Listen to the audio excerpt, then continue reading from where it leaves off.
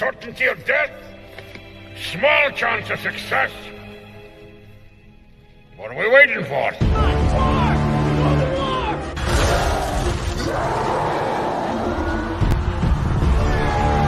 Fellas, I feel this is my lucky day. Brilliant.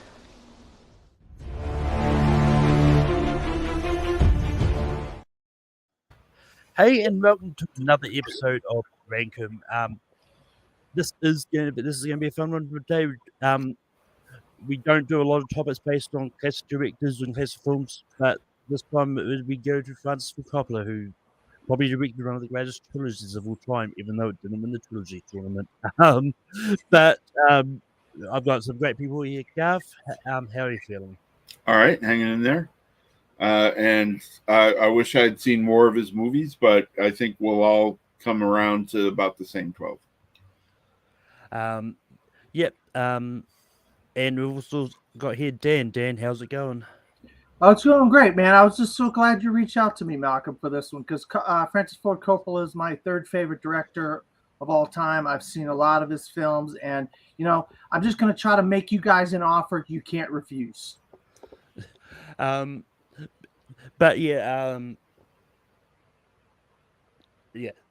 just going to put this out the bat. There will be cases I will say yes to movies I haven't seen, just because I have seen probably less the less amount of out of all these people combined.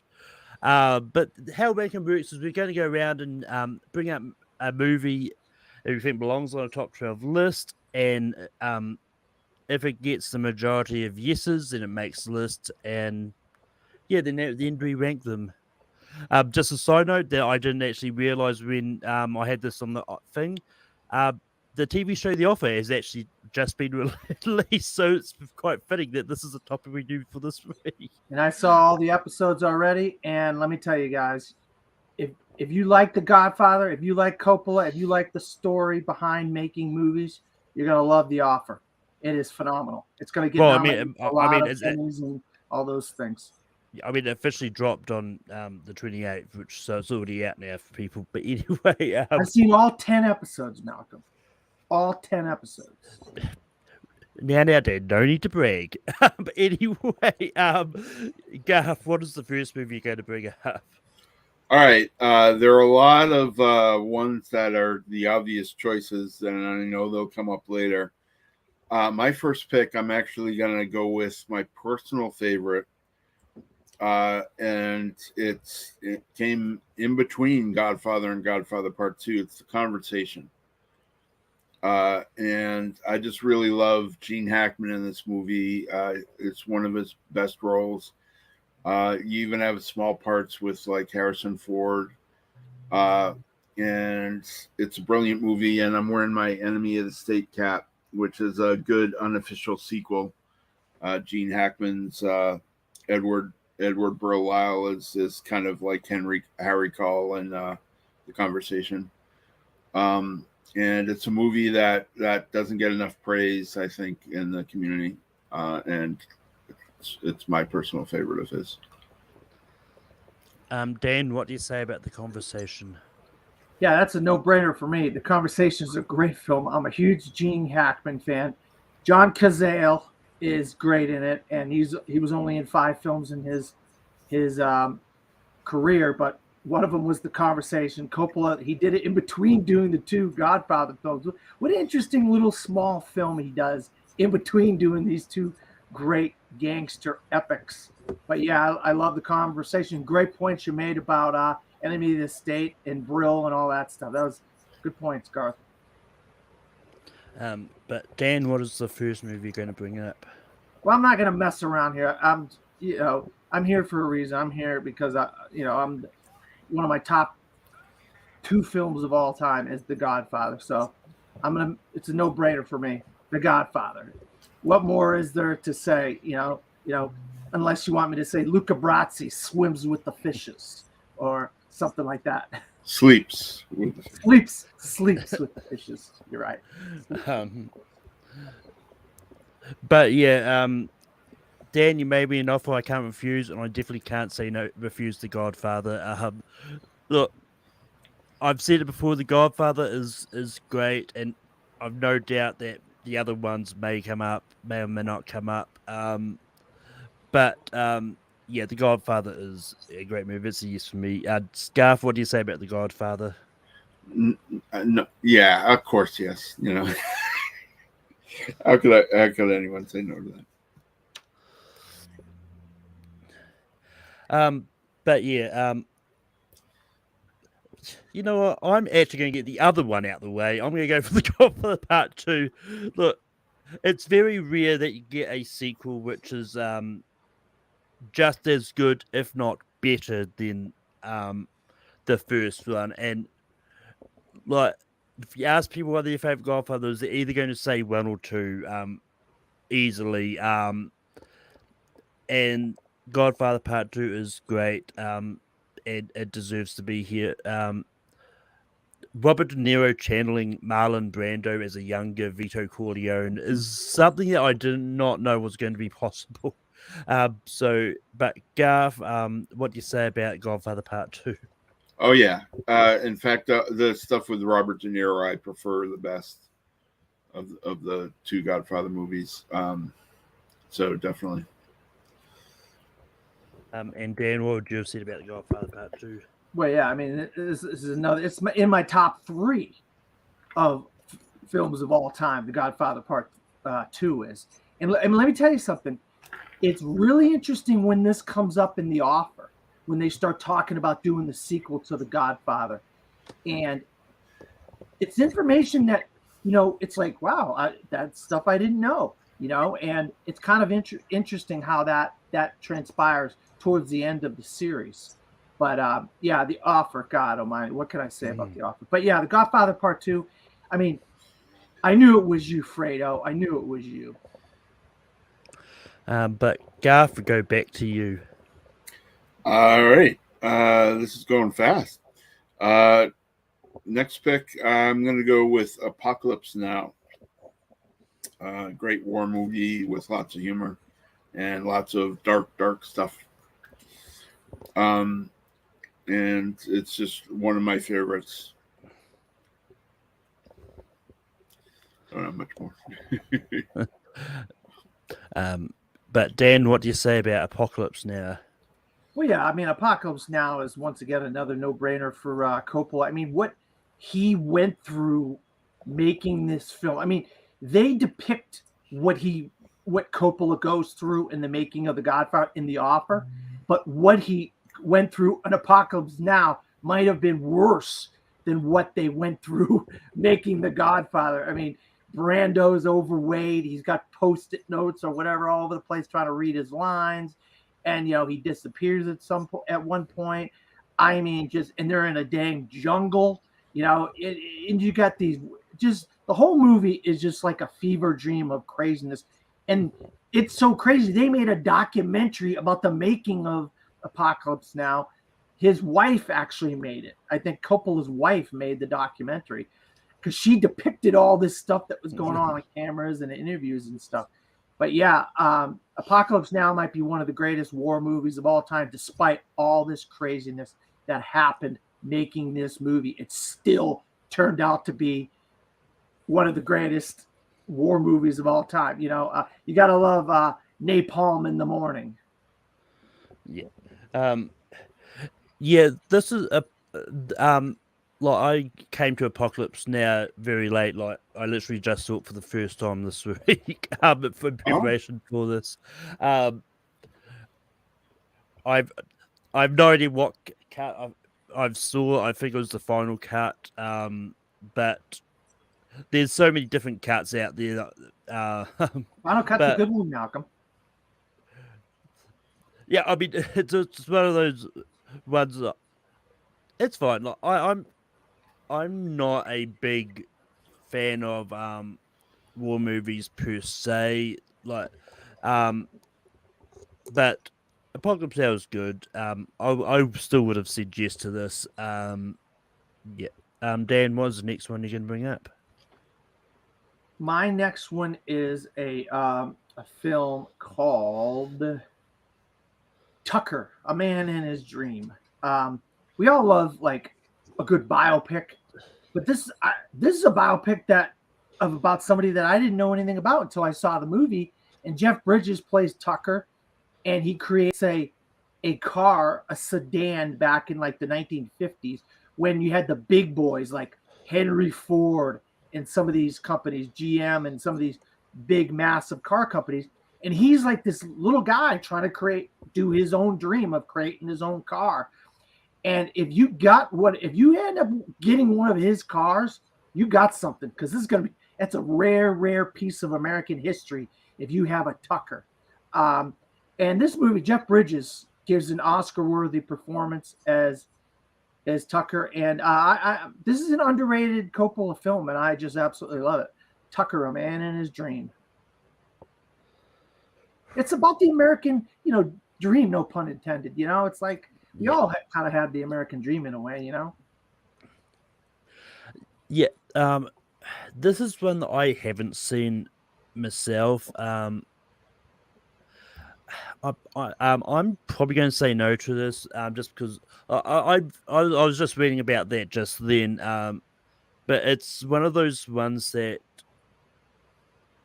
sounds interesting, but it's not something that I would be interested in myself. I'll probably watch it eventually if I find it somewhere. But yeah, I'm just going to say no to this. Garth, what do you say about Tucker, the man in his dream? Well, this is a top 12 list, and I'll admit this is my number 11. So I'll say yes. It barely gets in. It's a good movie. True, nice true story. I believe he made the Studebaker, which was an awful car. Also, like Dan's making it sound like he's this great, guy, and you got to get his cars. But I think he also made the Studebaker. But anyways, it's an interesting movie. Always nice to see biopics, done in an interesting way. So I say yes. But that Tucker, the man in his dream, does make this list, and it moves over to me. I'm going to try this one, see what happens, because one, I want to finish this off, and two, it means I'm going to try and get Godfather Part 3 on here. Look, I know what people are going to say. They think Godfather Part 3 should destroy the franchise, and all that. Look, I saw it for the first time this week. I saw the Coda cut, because that apparently that's the one that they're putting in the DVD trilogy sets now. They're just ignoring the theatrical version, which kind of sucks, because I would have loved to see the theatrical version, just to compare. But that being said, look, I think Godfather Part 3 is great. Look, it's not as bad as people are making it out to be. I mean, I will say that it definitely isn't as good as the first two, but everyone's making it out to be one of the worst movies ever made when it really isn't. Like, this is a 4-star movie 4 out of 5-star movie for me. So, yeah. Garth, what do you say about Godfather Part 3?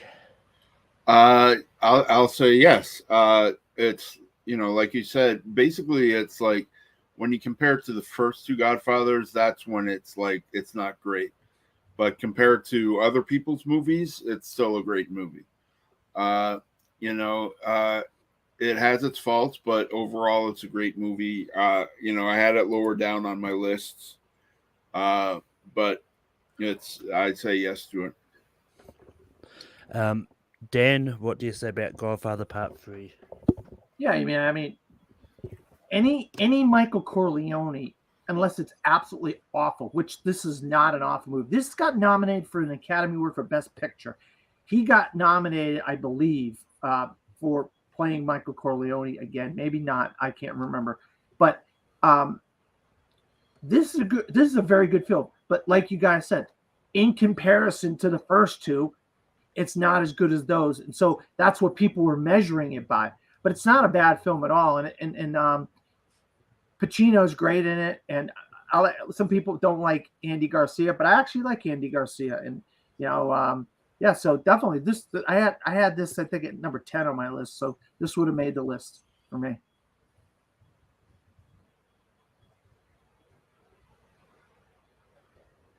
Godfather Part 3 does make this list. Garth, we go back to you. All right. I'm going to go to one of the movies he made in '83.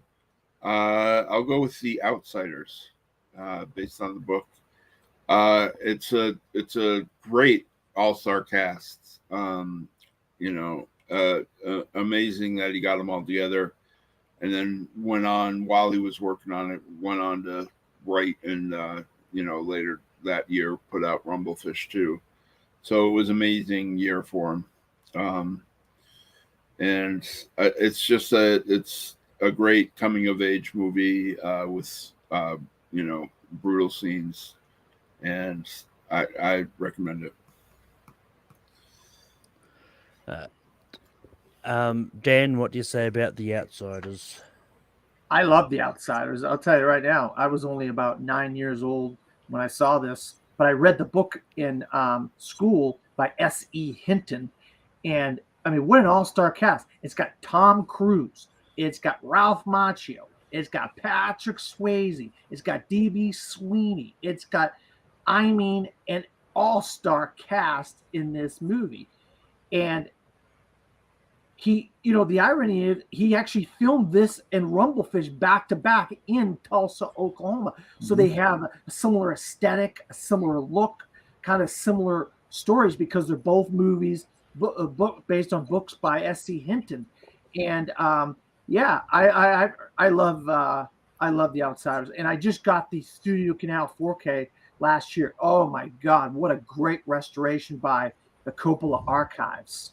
If you haven't seen that version, definitely recommend it from Studio Canal. What a gorgeous, gorgeous transfer of The Outsiders.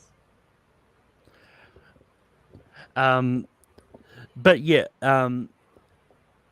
The Outsiders is one that I was going to hire out, but the library sort of just bought it as a normal Blu-ray. But when I went to pick it up, I found it was the 4K version, which my PlayStation can't handle. So I haven't watched it. I'm still gonna say yes to it because I do want to see it. It's making this list. It would have made the list regardless anyway. But yeah, and I mean, as cameos, got Heather Langenkamp, Melanie Griffith, Flea, Nicolas Cage. Just one of those ones.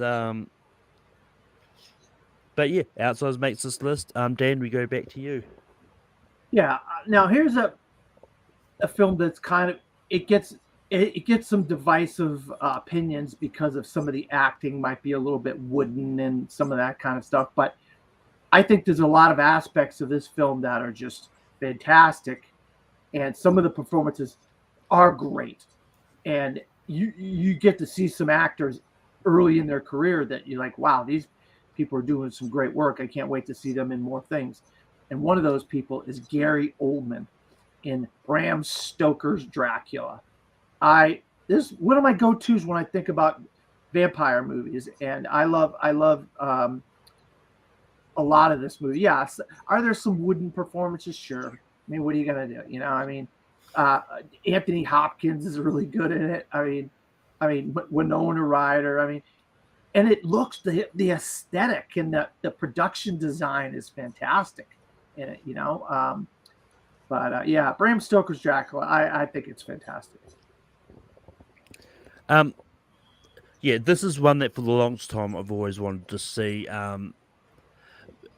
But I think there was one time I had a chance to see it, but then it was then taken off Netflix the day after or something. Something quite weird like that. But yeah, I'm going to say yes to it because this is one that I do want to see. And yeah, and it's one of those ones that I think a lot of people didn't realize that Francis actually got his start working on horror movies. But Garth, what do you say about Bram Stoker's Dracula? Yeah, this is in my top 12. But yeah, it's got some great parts and some bad parts. Obviously, the highlights for this are the special effects and the costume design. I mean, the costume design is way above par in this movie. Uh, the lowest point is Keanu Reeves doing his accent as Jonathan Harker, but I like Winona Ryder as Mina Murray and stuff. And overall, it's a great movie. So yes. Yeah. Bram Stoker's Dracula does make this list. Go back to me. And I'm going to try and get the other S.E. Hinton one on here because ever been I went there to the library to get the holds. I went up to see what if they had anything else. And one thing I noticed is that they didn't have for some reason I didn't find on the when I tried searching it at home, but they did have Rumblefish. So I grabbed it, I hired it out, and this was look. This is a great movie. Like I've read all the S.E. Hinton books, so I was kind of vaguely familiar with them. This is one of those ones I just thought was really good. Like the black and white that it was filmed and with these splashes of color is something that I didn't know that it needed, but it actually worked for the movie. And yeah, I just really enjoyed it because it was Mickey Rourke, and I know Nicolas Cage appears in there somewhere. A lot of the same cast actually, like Matt Dillon and all that, as Dan said previously. But Garth, what did you say about Rumblefish? Yeah, like I said before, this is his other 1983 movie, S.E. Hinton movie, and as Dan pointed out, and I pointed out that he was working on it while doing The Outsiders, working on the script and stuff and casting people and all that. So it was an amazing 1-2 punch in 1983 of these teen coming of age dramas. And so, yeah, definite yes for me. And Dan, what would you have said about Rumblefish? You know what? I will say this. Of the two, I don't like this one as much as The Outsiders. Mm-hmm. And because I had 12 films, like I said, I had 12 films on my list. Rumblefish did not make my list. So I would have said no to Rumblefish. And by the way, it wasn't Nicolas Cage. It was Nicolas Coppola that was in Rumblefish. His credits were Nicolas Coppola in Rumblefish. He changed his name after that, obviously. I just wanted to say that little bit there. But yeah, I wouldn't have said no actually to that, Malcolm. Sorry. But it's on anyway because you guys voted. Well, I think if you check, the only when he was starting out and stuff, the first Nick Cage is Valley Girl. Yeah, he was in some interesting stuff early in the days. Well, Fast Times at Ridgemont High, he was Nicolas Coppola, and then Valley Girl, he was Nick Cage, and I think he was Nick Cage after that. I'm not sure. Well, I listened to an interview with him very recently. He said, yeah, he was Nicolas Coppola. Oh, okay. I mean, that being said, it's still the exact same person. Yeah. But Garth, what is the next movie you're going to bring up? All right. We're getting down now. So I'm going to pick one that is a personal favorite because it connects with my life. I'm picking 1997's The Rainmaker, about lawyers defending people and stuff against big corporations and for health stuff and all that. Danny DeVito is brilliant in this, and it's a great movie about the underdogs taking on the big guys, and so this is one I'd like to see included. Dan, what do you say about The Rainmaker? Yeah, I mean, I love The Rainmaker. I mean, correct me if I'm wrong, Garth. Is it John Grisham? Yeah. John Grisham at this time was on fire, getting all of his books turned into movies, and it was just like one hit after another, after another, after another. And one of the better ones was The Rainmaker. I mean, anybody that knows me knows I'm a big Matt Damon fan. I'm a Boston guy, so This is one of his early roles, Matt Damon. Yep. And like you said, Danny DeVito was great, but also I think John Voight, what a nasty character John Voight played as the owner of the, was it the pharmaceutical company or was it insurance? I think it was insurance company, but Yeah. I'm not. It's Yeah. been a while. Yeah, I mean, just nasty character. And this is kind of like the template of a lot of films after this, like Aaron Brockovich, Primal Fear. Not Primal Fear. God, what's the one Travolta played a lawyer? And Michael Douglas. Robert Duvall was in it with him. Damn it. All these like either environmental lawsuit type things where people are getting sick, or insurance company defrauding people. These type of law movies. This is one of the first ones, we saw a bunch of them after this. So Grisham really did a great job. A Civil Action. There you go. Thank you, Stephen. That's another one. But yeah, love the Rainmaker. I was going to bring it up next, Garth, if you didn't bring it up. Cool. I was worried this one might not make it. I forgot. I skipped it. I actually went to something else, and I meant to bring the Rainmaker up first, but I skipped it. Yeah, this is one that I thought I hadn't seen, but after hearing you guys talk about it and going through, I think I have actually seen this at one stage. But that being said, I was going to say yes because of that, because I think I had seen it, and it's just one that I do remember slightly enjoying. But I probably won't officially put it on my own personal rankings until I actually rewatch it or see it for the first time, just to be absolutely sure. But yeah, it makes the list regardless. Dan, we go back to you. Well, now we're getting down to the nitty gritty, boys. Mm-hmm. All right. Because we don't have that many to pick from. Just two left. And Just two left. Yeah. And there's just not a lot of choices. Coppola kind of didn't do a lot of movies. Like a lot of filmmakers will do one every year for whatever, all the big directors. Coppola didn't do as many, but one I really enjoyed, and it kind of became the beginning of a career thing where these two worked together a lot. And that was the Cotton Club, which is a famous nightclub in the 1950s. And this stars Richard Gere and Diane Lane. And we obviously know they've been in a bunch of things together after this. But it's got blues, it's got gangsters, it's got jazz, it's got Hollywood, it's like that world. What you talk about, the costumes and the clothes and stuff of Bram Stoker's Dracula, Garth. I love the zoot suits and all the things that the people wear in the Cotton Club. And Jeffrey Hines, R.I.P.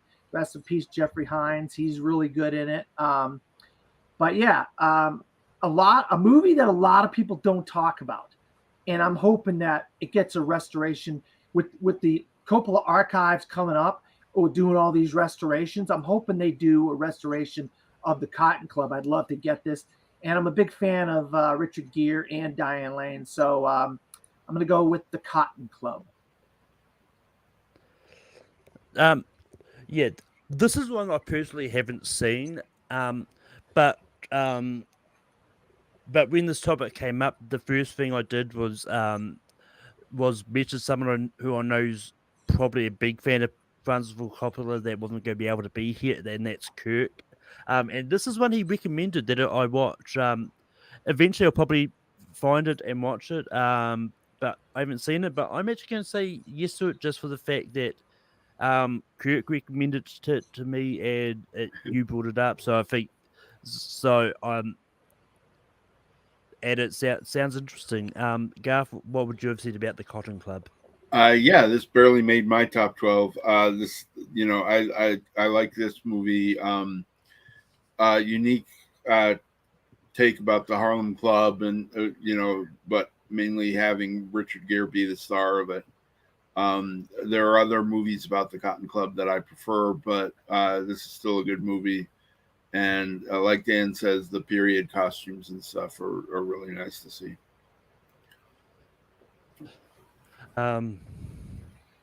But it's we've got one spot left, and it's on to me. I'm going to throw one out there. I personally enjoy, but I don't know how this is going to go. But if you're going to tell me that Francis Coppola is going to direct a family film, starring Robin Williams, I thought I would have said you'd be crazy, but I really do enjoy Jack. And this is what I'm bringing up now. We'll see, Stephen. Look, Jack is one of those movies that I grew up with, and this is one that I think is a really fun movie. Like, this is Robin Williams at his prior like height, and you also got J-Lo playing the teacher in there, and this is just one of those movies that's a lot of fun. I will understand if it doesn't make this list, but I just think this is a fun movie and really good. Garth, what do you say about Jack? I'm sorry that this is one of the ones you've seen and you enjoy, and I'm going to have to say no to it. This one didn't make my personal top 12. This is I don't think it ages well on how he plays Jack and stuff like that. And I'm not a fan of this movie. I'm sorry. You don't have to apologize. I mean, we all have. All movies are subjective. Dan, what do you say about Jack? Well, I was thinking about this because it's like right teetering on the end of my list there, but you guys added Rumblefish in there, and that knocks something down on my list, and I got two. One that we haven't talked about that I'd like to see get on the list, but this one was above that one, and it does have Robin Williams in it, and it is a good family film, and so I'm going to say yes to Jack. I'm actually going to say yes to Jack, even though I would have liked to seen either Garth or myself talk about this other one, but I think Jack with the big star and the kind of the family film, we don't really see Coppola do this kind of film very often. So I think it's good to get some diversity on the list, and this is kind of a comedy and / family film. So yeah. And with that, Jack does make this list. Sorry, Stephen. And yeah. When I watch movies, I separate the art from the artist. I try to, like, if there's people in there, I don't not watch the movie because of that. I will put it out there. Because this was it. If you're going to not watch a movie because of a person in it, there's not going to be a lot of movies you're going to wipe out a great movie. But Garth, do you have any honorable mentions? The next one I was going to bring up was Peggy Sue Got Married. For Coppola, it's a weird thing because it's a time travel movie. So it's this weird take for him, and it's even got Nicolas Cage singing in it. It's a unique movie, and that was the next one I was going to bring up. And pretty much that and The Rain People, one of his early ones from 1969. And those were about the only ones I was going to bring up. Dan, do you have any honorable mentions? Yeah, I mean, when you guys added Rumblefish, you knocked this off my list that I wanted to bring up, but it's his first film he ever did. It's called Dementia 13, and it's a movie about a person dying, and they're trying to get his inheritance, and then there's the murderer running around, and how they can get around the inheritance is she can talk. It's weird. it's a weird movie. It's a black and white movie, and it's out right now. You can actually get Dementia 13 on Vestron if you want to watch it. But I recommend it because it's something different.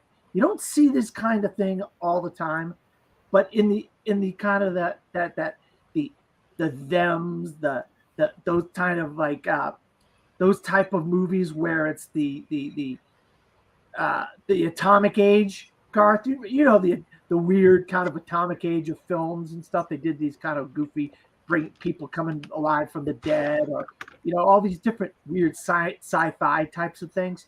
Dementia 13 is interesting, and so it's pretty cheap. It's like $12 or $13 on Vestron right now, and you might even be able to find it at your local Walmart if you're lucky. Or you could find it free on Tubi, Or because you that's can where find it free on that's where I watched it. What do you Tubi. think? What do you think about Dementia 13, Malcolm? Isn't it interesting? Oh yeah, I mean it definitely is interesting. Like, and I was tossing out between that or Jack, because those are the only two that we hadn't talked about that I'd seen.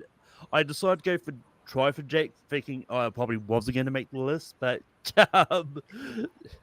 but that being said, Dementia 13 is interesting, and you could definitely sort of see where he got some of the ideas for his later movies from, that, like the black and white aspect for Rumblefish and all that. And yeah, and one that I had heard about that he technically directed, but he wasn't the sole director, is The Terror, which he did with Roger Corman as well. Yeah, he's uncredited. Yeah, it's actually a whole list of directors. Jack Nicholson is one of them. Oh yeah, Jack Nicholson also stars in that movie. Jack Nicholson stars in a lot of Roger Corman movies. I found out when we did the whole series last year. But that being said, brings it to the end of this portion. And just to recap what made the list, we've got all three Godfathers, The Conversation, Apocalypse Now, Tucker the Man in His Dream, The Outsiders, Bram Stoker's Dracula, Rumblefish, The Rainmaker, Cotton Club, and Jack. But now we get to the actual ranking part of this. We write down on a whiteboard or bit of paper whatever we have handy, what we want for 12. And I've actually got Jack. Garth, what do you have? Okay, I don't even have to write it then, Jack. Yeah. Dan. Jack. Yep. Because if we somehow got Jack's number one, I think we'll have a ride on our heads.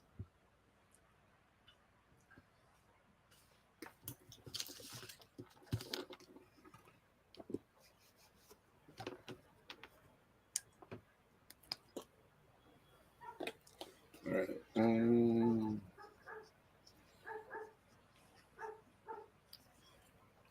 That's cheap. This pen isn't working. Dan, what do you have for 11? Rumblefish. I've got The Rainmaker, Garth.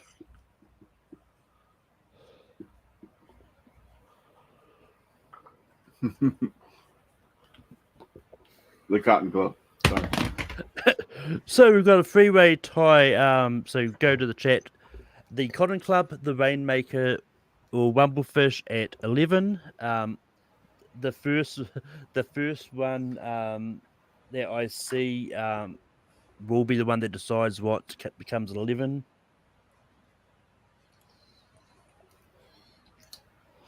Otherwise, I will get a reel up ready just to save time.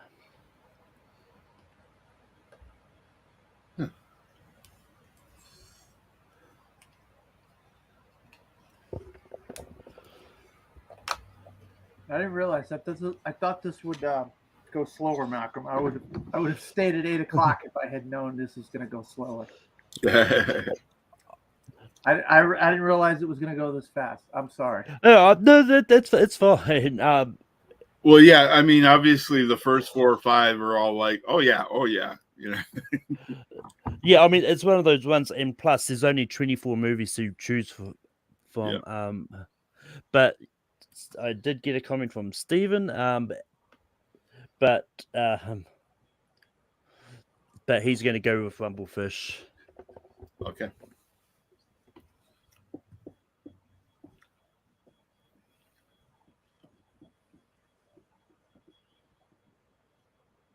Oops.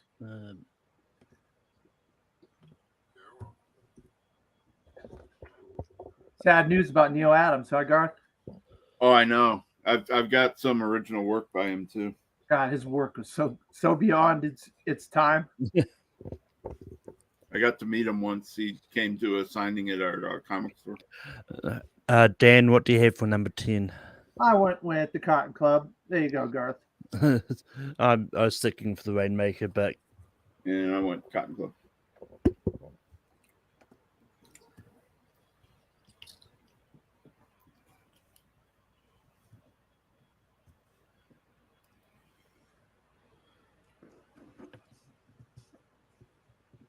Yeah, I mean, his art was just so beyond its time. I mean, I couldn't believe how detailed and how just gorgeous it looked way back in like the 70s. You know, that Green Arrow, Green Lantern stuff. Oh God. Yeah, dealing with the drug addiction and racism and everything. Oh my God. But I'm sticking with the Rainmaker. Garth, what do you have? I'm going with Tucker, the Man in His Dream. Oh, here we go again. Godfather Part 3. So chat, Godfather Part 3, The Rainmaker, or Tucker the Man in His Dream. What do you want for number 9? Come on, Steven. Be smart here. Be smart, Steven. Don't get rid of the Rainmaker. Or Tucker. They're better films than The Godfather Part 3. Or Leo, or whoever the hell's out there. Yeah, I love it how his art kind of looked like it's 3D, like it's jumping off the page. You know, Garth. I'm like, that's a rare thing with artists, how they can make their art look like it's jumping off the page. Well, Stephen has spoken, and one person's not going to like it. I gotta be Tucker. That's fine. All right. What are you doing? I can't get my way all the time. But I definitely recommend, if you haven't seen Tucker, to see it. It's a good biopic. Yeah, I mean, these aren't bad movies in any way. It's just. All right, so. Rumblefish, we already got. I might actually see if my brother's got some Neil Adams stuff and borrow it from him, just for nostalgia reasons. Read some stuff just for the fun of it, just to remember him, you know. I'm sticking with the Rainmaker. Garth. I'm going with the Bram Stoker's Dracula. Come on, Godfather Part 3. Come on, Steven. So we're back to another tie. We've got the Rainmaker, Godfather Part 3, and Bram Stoker's Dracula. Come on, Steven. Be smart. Be smart here. Yeah, he's in Tucker Man in a Dream. Yep. He's Tucker. He's Tucker. I don't know why, Malcolm. I thought it was a man in his dream, but I guess it's the man in his dream, huh? Yeah. I mean, it's what it says online. That's fine. I don't know why. I thought it was a man in his dream for some reason. I'm glad you had the right title, though. Tells you how much I know sometimes. Come on, Steven, or whoever's out there. But All right. Cool. Damn, Dracula! You're going with Bram Stoker's Dracula or Godfather Part 3? Come on. Come on. We got to figure a better way of doing this, Malcolm. These people in the chat aren't that smart. hey. I'm kidding around. I mean, if you've seen where I've ranked Godfather Part 3, it's pretty high. So that for me, It should be lower. It should be lower. Although, in saying that, I've only seen 7 of his movies, so Yeah. maybe once I see more of his movies, it will go lower. But anyway, Garth, what do you have for 7? Gonna make Dan happy. Ah, about time, Garth. Sticking with the Rainmaker, but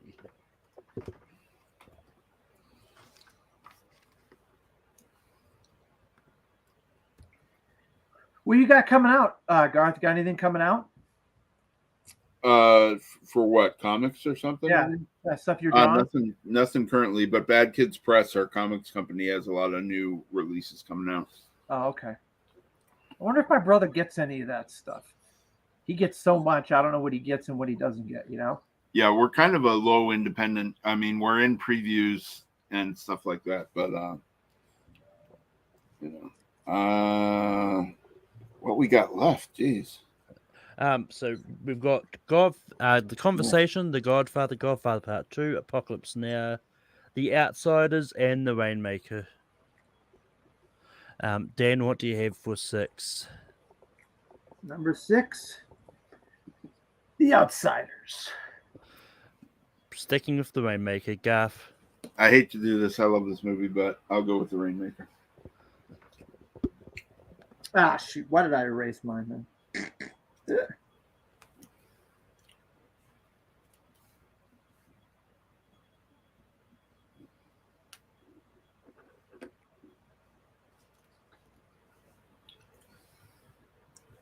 Did you happen to see in his filmography, Malcolm? It's a Megalopolis. What the hell is Megalopolis? Is that something he's got coming up?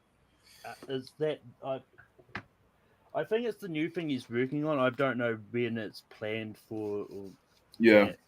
Okay. Yeah, I saw that in the thing. I was like, what the hell is Megalopolis? Right now, he's still working on Twixt. It's this live experimental stuff. He's been working on it since like 2015. Oh, okay. Garth? Have you ever seen Tetro? No. There's a lot of his movies. I was like, oh wow, I haven't seen that. Tetro's garbage. Well, I mean, looking at his filmography, I didn't realize he was still directing. To be fair, like I saw Tetro, I was like, wait, he did something in 2009. Yep. The one with Tim Roth isn't great, but it's not awful. But it's not up the caliber of some of his greats. But anyway, for 5, I've got Apocalypse Now. Come on, Garth. The Outsiders. Dan. The Outsiders.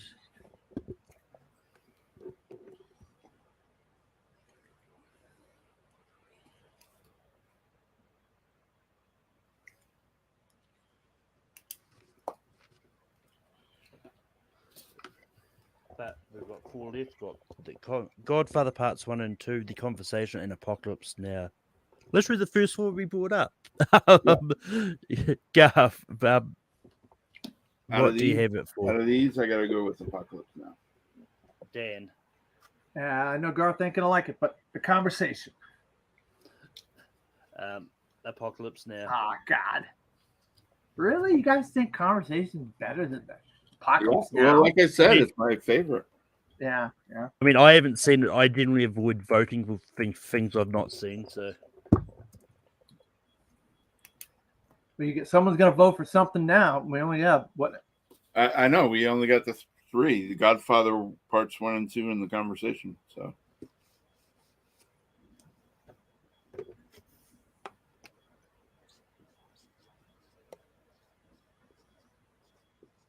here's where the going to chat is going to happen, I think.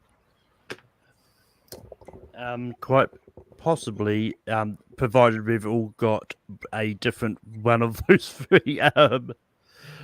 But Garth. I'm going with The Godfather. Oh, you're crazy. Yep. Conversation. Come on, Garth. But yeah, I usually avoid voting for things I haven't seen, unless it's a case where 2 out of the 3 left are my personal top 2. So The Conversation. Okay. Good job, Malcolm. Now, instead of That's going all right. to It the- made it to number 3. I'm still happy. It And was now we've my got third. to our It was number 3 on my 1. list. It was 3 on my list anyway. we are going straight to number 1. And we could have had The Godfather Part 3 at 3. Nobody wants that, Malcolm. Except for you, probably. I flip-flop between these two a lot.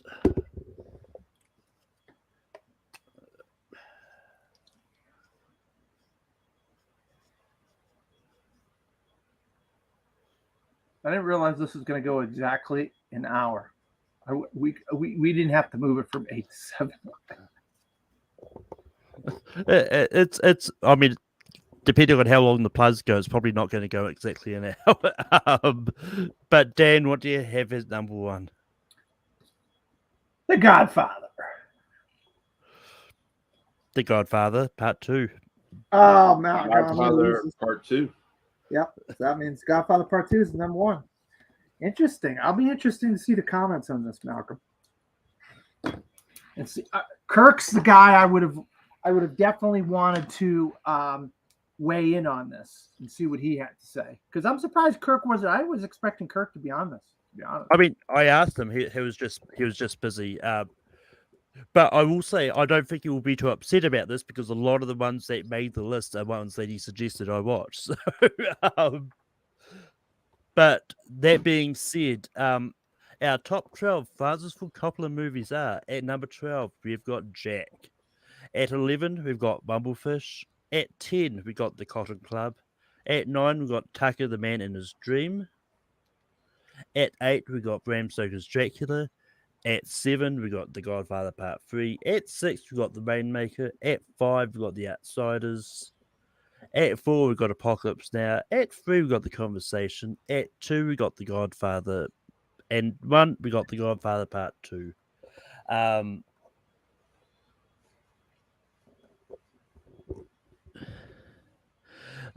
But Stephen is shocked because for him, The Godfather is Part 1. But and then he says that both masterpieces, it doesn't really matter that much. But that being said, as I said yesterday, there'll be no poll for next week because I'm doing a fun hypothetical topic for a change, and it's going to be I don't know. There. What if superhero movies were made before the 1980s? Well, yes. I know that we did have Superman. Well, I was actually going to go Batman Strange. 66 because I think Superman the movie came out either exactly 80 or 79. It's around that area. Well, there was a Superman movie before that. Superman and the Mole Men was the first theatrical Superman movie. Well, Batman was 66. I was going to get there, but yeah, it's going to be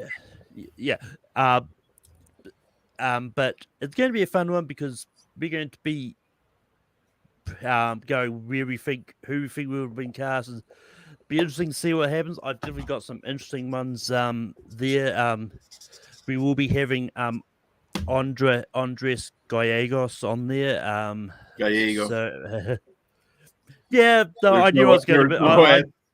I knew I was going to mispronounce his name. I just knew it. But Garth, where can people find you online? Various places. I'm usually hanging out in the chat. I'm a mod and admin for various things like Cinefanatics, A Fan's View, Chris Adams on Twitch, stuff like that. And you generally see me in the comments a lot. Dan, where can people find you online? Well, I'm a film critic in Orlando, Florida. Website I write for is called disappointmentmedia.com. Also, my personal blog, From the Fourth Row, .wordpress.com, which I'm very, very soon will just be fromthefourthrow.com.